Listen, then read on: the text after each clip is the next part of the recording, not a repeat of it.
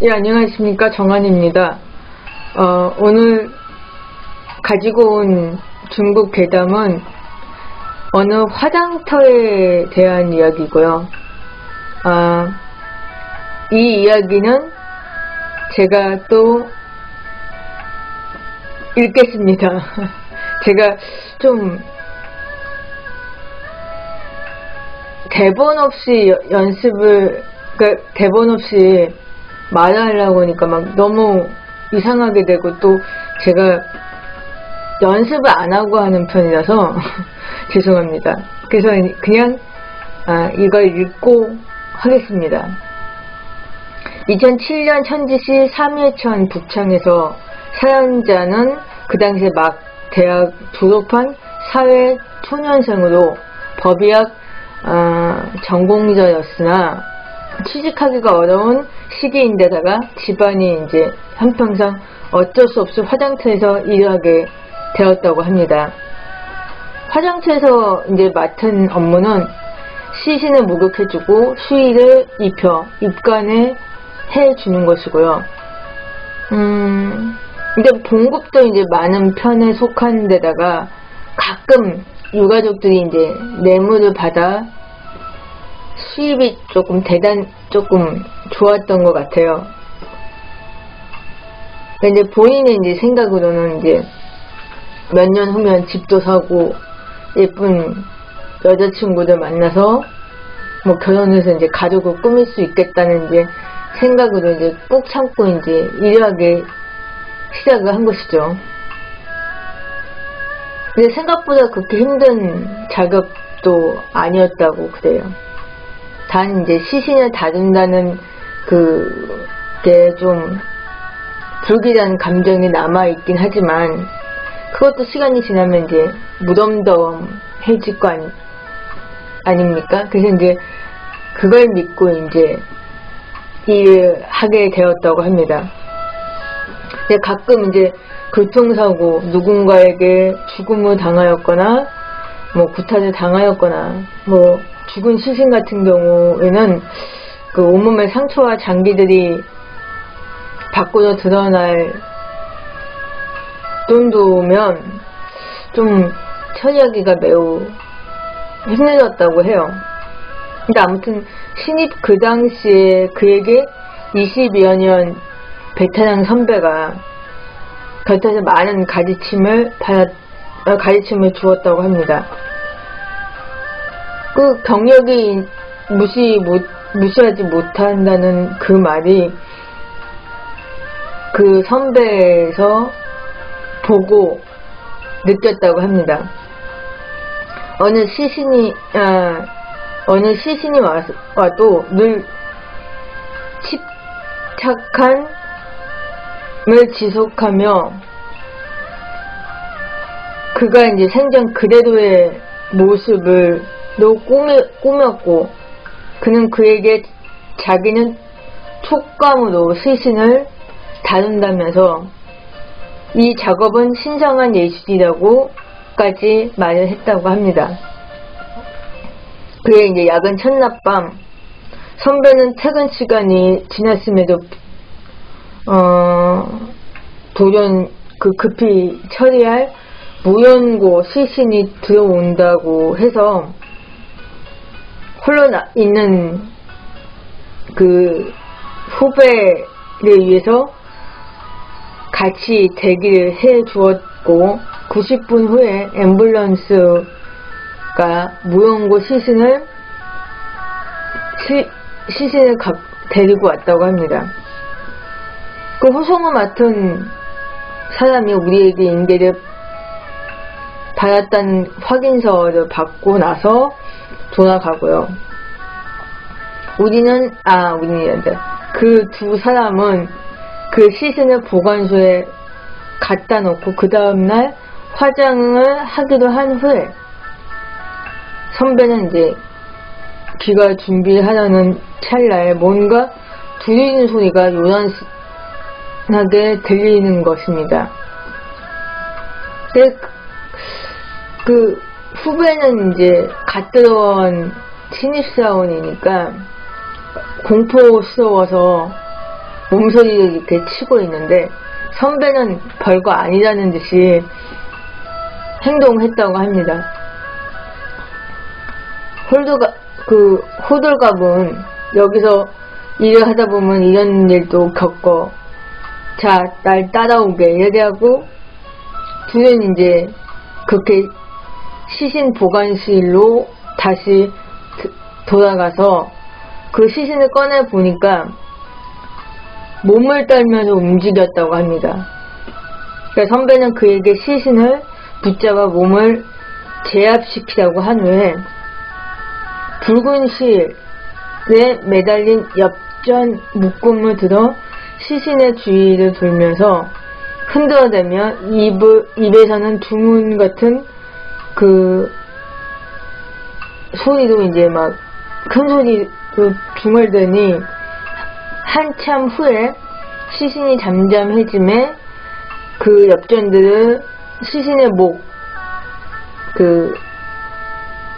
양쪽 손목과 양쪽 발목에다가 묶고 나서 다시 통 속으로 넣었다고 합니다. 그렇게 마무리를 지은 후에 선배는 당신의 임무를 마친 다음에 내일 보자 하시며 쿨하게 이제 퇴근을 하신 거예요. 그러나 그 혼자 밤에 남아 당직에 서러 하니 전에 겪었던 일이 기억 때문에 뭐 책을 읽으려고 해도 눈에 들어오겠어요?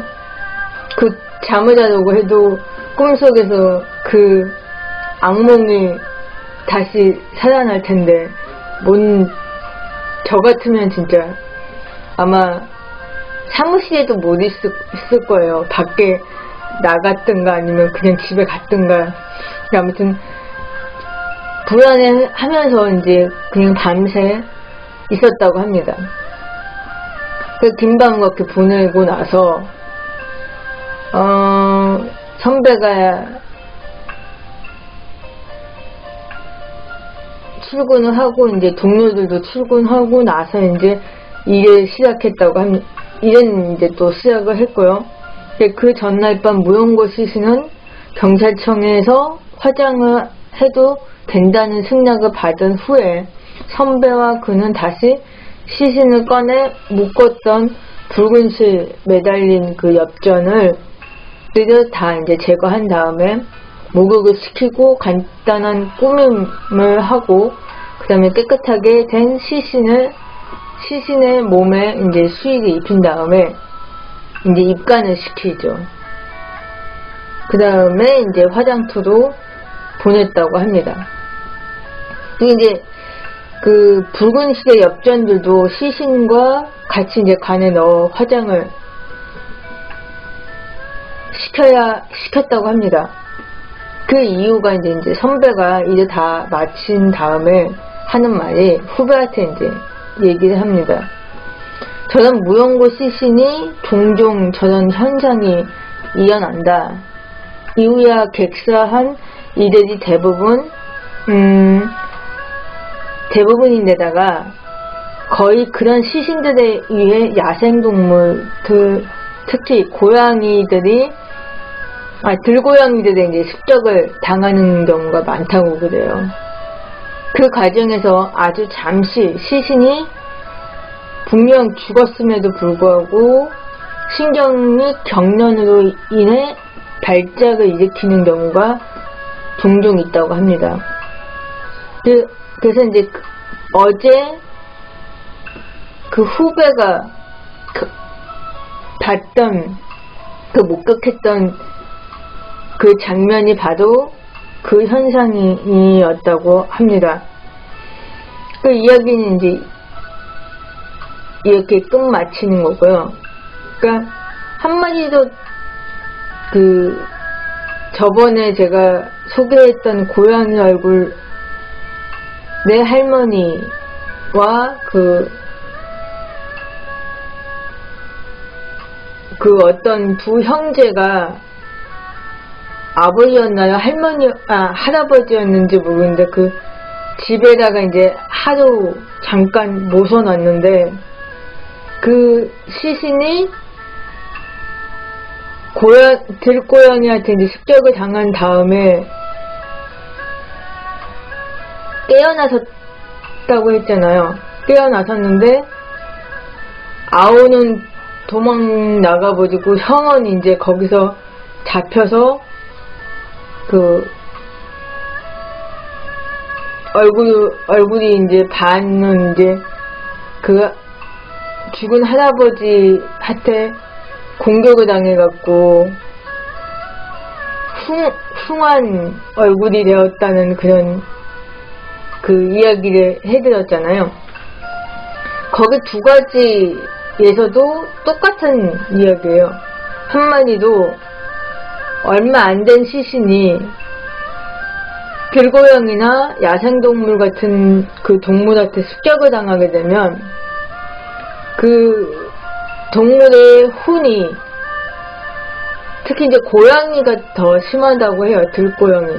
근데 아무튼 그 혼들이 몸 안으로 들어감으로 인해서 잠깐 이제 깨어나서 이렇게 발작을 일으키는 경우도 있고, 아니면 주위에 뭔가를, 생명이 있는 것들을 공격하는 경우도 있다고 해요. 그 두 가지 중에 하나인데, 하나는 그냥 이렇게 이 이야기 속에서 나오는 것처럼 신경이 이제 경련을 일으켜서 발작하는 경우가 있고요. 아니면 두 번째는 그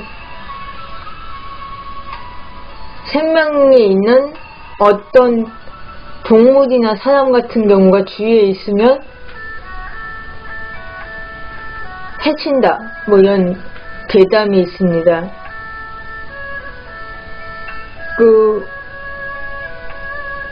아무튼 그런 이야기를 보면 우리나라에서도 이런 비슷한 현상이 있지 않을까 싶은데요. 아무튼 오늘의 이야기도 이렇게 마무리를 짓겠습니다. 감사합니다.